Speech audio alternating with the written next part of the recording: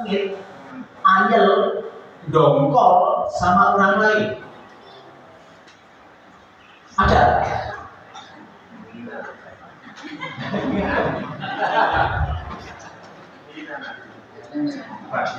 Ada tapi mau berkata jujur, suka.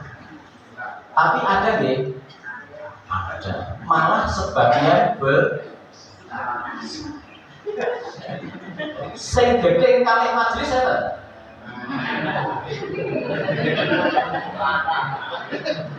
Kata lho ya. Kata nggih. Jenengan merasakan dari majelis bisa. Dan majelis niku biasanya digedhi kok. Nggih Pak, nggih siap nggih. Nggih Bu nggih. Siap. Enten sing sedikit kalih Pak Pendeta.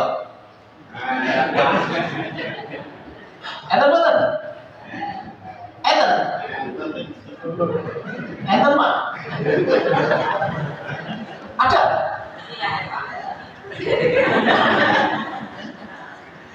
Nek kula saged nyapa saking pasuryan mboten Pak.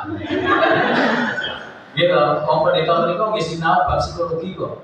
Dados mangertos sapa sing gedhe karo pendeta niki ketok. Betul Pak. Ada ya? Enggak ada. Enggak ada. Enggak wani jujur. Enggak wani jujur. Nah, oke.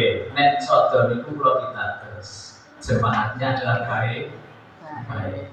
Bapak Ibu coba bayangkan wajah seseorang yang panjangnya gede. Sejenak, bayangan aja. Pon.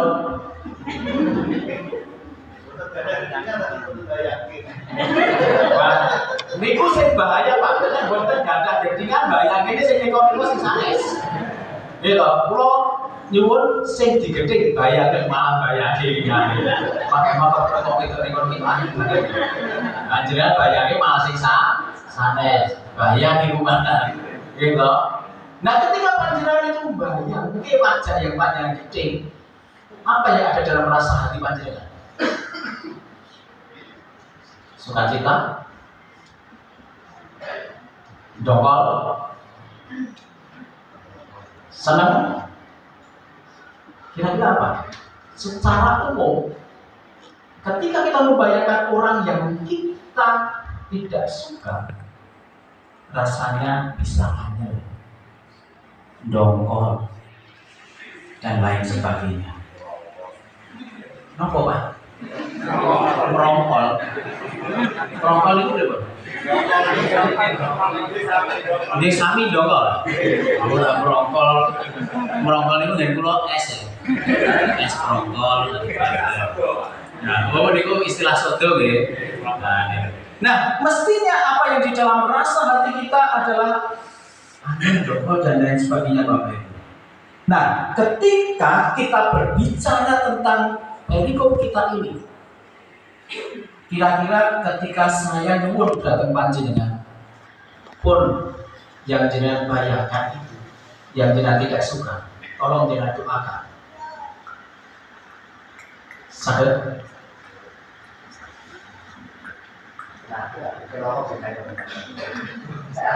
Sakit ya? Ini gimana ya? Begini. Benten nipun ndongake karo nyupatani nggih ngene iki. Nek donga iki mesti sing nek sing elek jenenge nyupatani. Gusti muga-muga kaengku mudhun gereja iki kesandung njupuk. Niku sanes donga. Nggih Pak nggih. Niku nyupatani. Kalau doa mestinya baik. Ya Tuhan ampunilah, selama ini justru saya belum bisa memaafkan orang yang saya benci. Semoga orang yang saya benci ini Kau memberkati. Sadar? Bisa gak? Jangan semua Pak. Sadar betul gitu. Dereng sakit jawab saat ini. Selah Gusti Raya. Dereng sakit jawab saat. Kan ngoten. Wong jenenge parit pangapura ki ora sak dinding. Dinding kan sih? Ditunda-tunda. Diulur-ulur. Nah, ini oke. Enggak usah ditunda-tunda. Kasih itu mengampuni. Katanya orang Kristen itu dasarnya kasih. Ketika diperhadapkan harus berani mengampuni orang yang bersalah pada kita. Makin dia Pak. Ini yang terjadi di dalam kehidupan kita bersama. Walaupun kita orang-orang yang percaya pada Tuhan, padahal dasar kita adalah kasih. Nah, Bapak Ibu sudah terkasih, kita akan belajar dari bacaan pertama tentang Yusuf. Bagaimana Yusuf pada waktu itu? Dia dipencuri saudaranya, bahkan dibuang, dianiaya. Tapi ketika Yusuf bisa menjadi orang yang berhasil pada waktu itu, ketika saudara-saudaranya menyusul Yusuf pada waktu itu, ketika berhadapan dengan Yusuf, bagaimana Yusuf? Maukah Yusuf mengampuni saudara-saudaranya yang berbuat salah itu?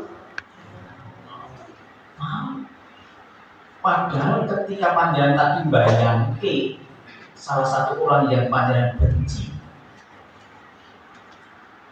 perlakuan orang yang panjangan benci itu belum sebesar saudara-saudara Yusuf yang diperlakukan pada Yusuf pada waktu itu.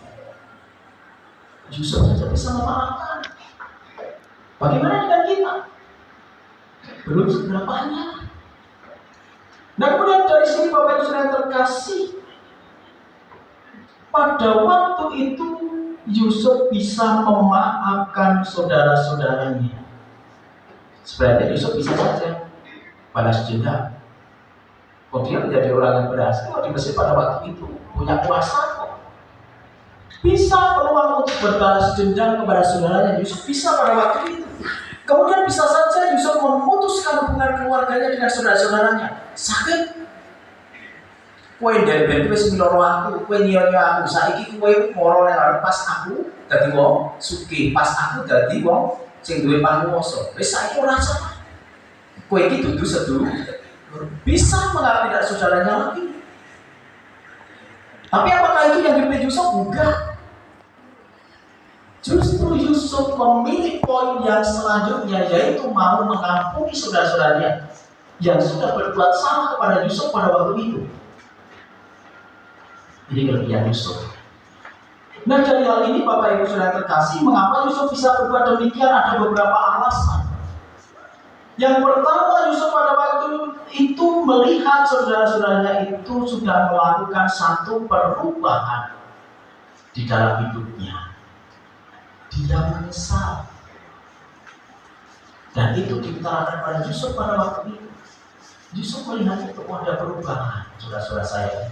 Walaupun dulu jahat kepada saya, sekarang sudah ada perubahan. Dan kemudian Bapak Ibu Saudara terkasih, Yusuf merasakan pengalaman ditolak oleh saudara-saudaranya. Tapi Allah tidak menolak Yusuf. Pengalaman itulah yang dijadikan Yusuf bisa memaafkan kepada saudara. Gusti bayi separing pangapura. Mosok aku ora gelem paring pangapura. Iki sebelum. Ini yang terjadi dalam kehidupan Yusuf pada waktu itu, Bapak Ibu Saudara yang terkasih. Nah, kemudian juga ditegaskan dan dikuatkan di dalam Injil tadi Lukas 6 ayat 27 sampai 38. Kalau kita memahami, melihat, membaca sekilas, ini pelajaran atau sabda yang aneh. Pada umumnya, pada lazimnya, orang dibenci orang itu akan membalas kebencian. Ketika bapak ibu ditampar pipi kiri, harus menyerahkan pipi kanan. Kira-kira bisa nggak?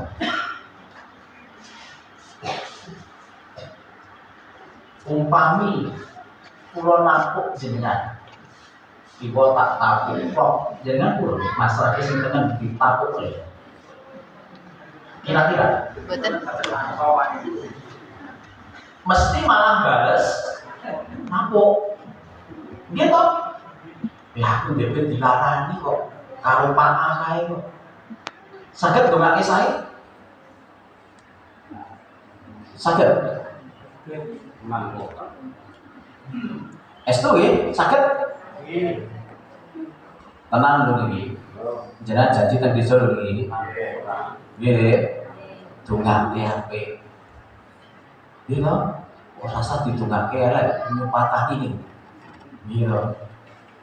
Ini pelajaran yang baik bagi kita. Kemudian Bapak Ibu saudara yang terkasih, di dalam Lukas tadi juga mengajarkan hal yang indah bagi kita.